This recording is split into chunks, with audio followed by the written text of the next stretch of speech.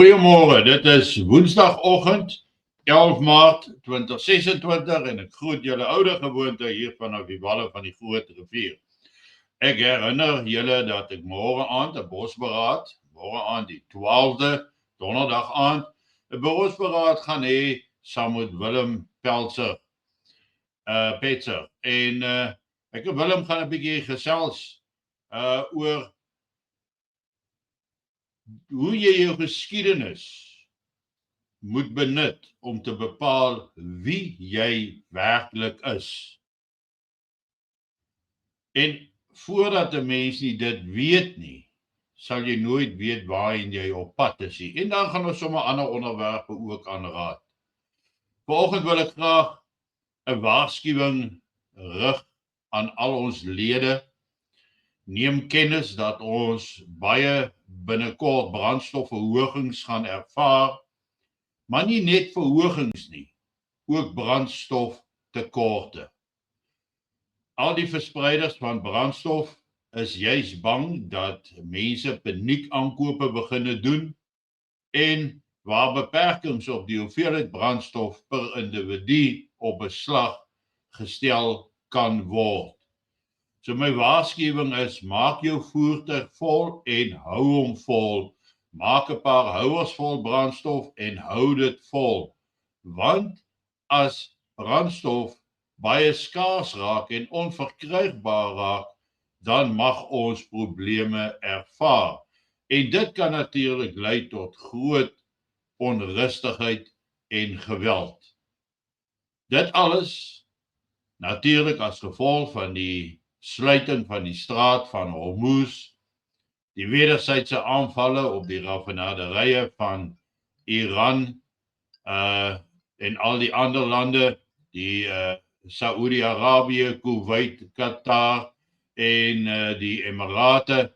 En dis hoekom dit toe is en dis hoekom brandstofpryse absoluut die hoogte inskiet en waarom daar groot tekorte kan bestaan. Natuurlik is daar ander bronne van brandstof wat gesors kan word, maar dis nie so eenvoudig nie, want almal is gekoppel aan dieselfde stelsel en die stelsel word gedryf deur die vraag na olie en die vraag na brandstof.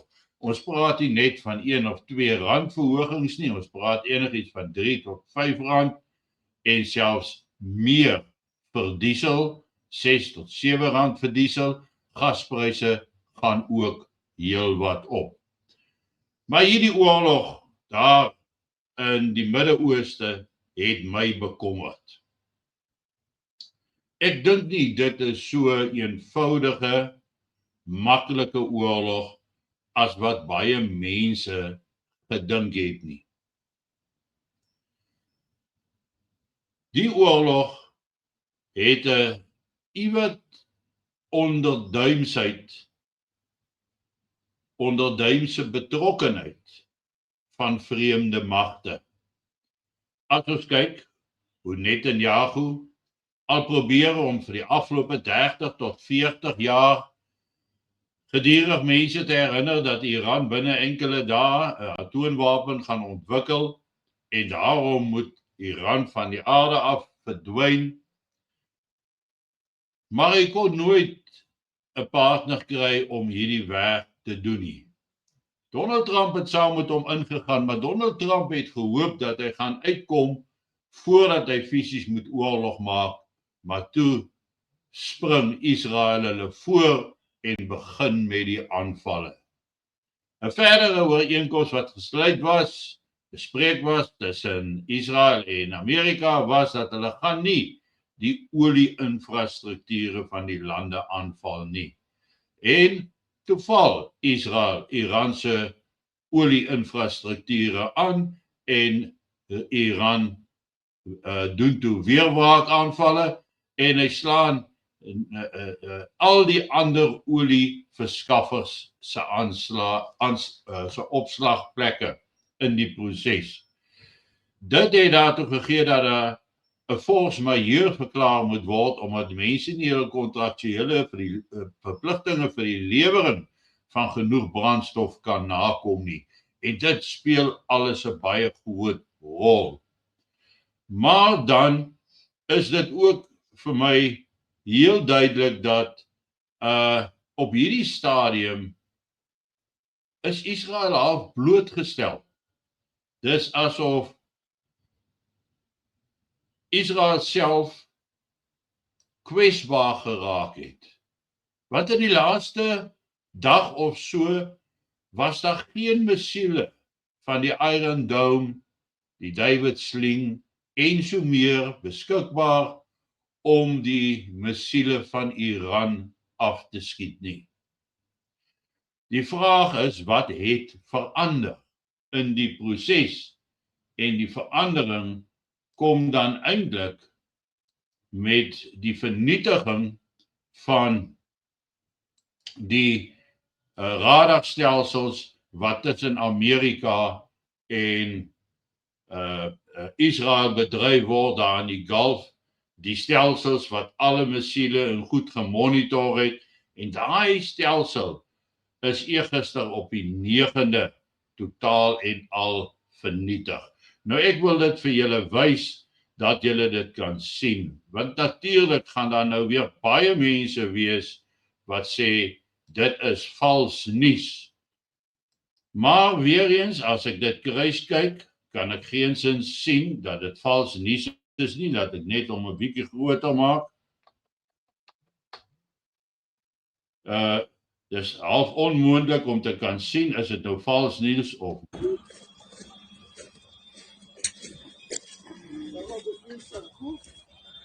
בדיוק בבדיקה.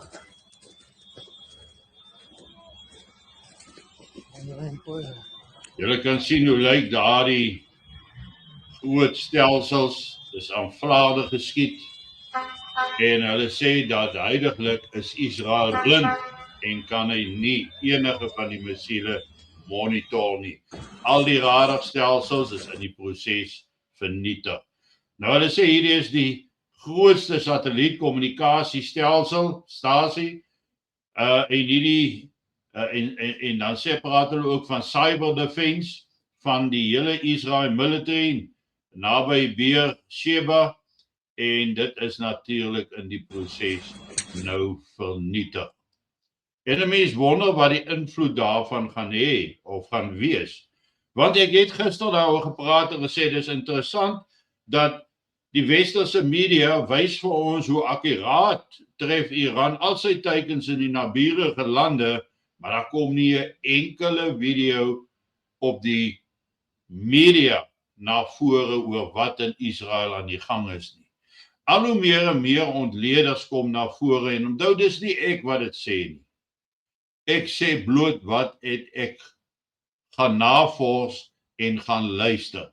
Gegrond op die inligting en die data wat na vore kom, wil dit beginne lyk asof Israel inderdaad nie hierdie oorlog met Iran gaan wen nie. Dat Iran 'n baie goeie kans staan om hierdie oorlog te wen. En 'n ander interessante storie, verhaal, die Amerikaanse weermag hou gereeld hierdie oorlogsspele.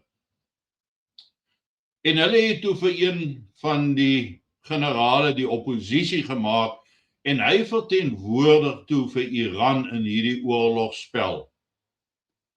En hy wen toe vir Amerika in die oorlogsspel. Die res van die lede wat aan die oorlogsspel deelgeneem het, was baie kwaad van hom, want hulle wou gehad het dat die oorlogsspel ten gunste van die VSA moet opeindig, maar dit het nie. Die taktiek wat tans deur Iran toegepas word, is presies dieselfde as wat daardie generaal in die oorlogsspel toegepas het. Dalk het daai inligting op 'n manier uitgekom, dalk is dit sodanig aangepas. Maar die implikasies vir ons as Amerika nie kan wegstap van hierdie oorlog af nie, is verrykend ten opsigte van brandstof en brandstofpryse en wat kan gebeur vorentoe. As Amerika so omdraai en sê, maar Netanyahu, jy het hierdie hele plot gespring voordat dit moes begin, jy het ander teikens gekies sonder ons toestemming en daarom gee ons nou pad, dan is daar net een alternatief oop vir Israel en dit is kernwapens.